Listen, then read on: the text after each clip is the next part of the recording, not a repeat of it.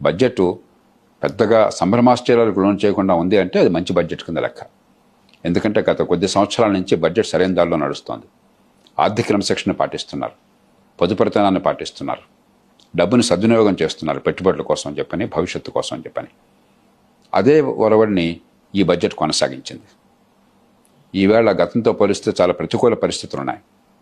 ఉదాహరణకి అమెరికా మన మీద టారిఫ్లు విధించడం కావచ్చు, ప్రపంచంలో వాణిజ్యం గందరగోళంలో చోటు చేసుకోవడం కావచ్చు, యుక్రెయిన్ లాంటి చోట్ల యుద్ధం వల్ల సప్లై చైన్స్ కొంతవరకు ఇబ్బంది కలగడం కావచ్చు, వివిధ కారణాల వల్ల ప్రపంచం అంతా కొంత ఆందోళనకు లోనవుతున్నది.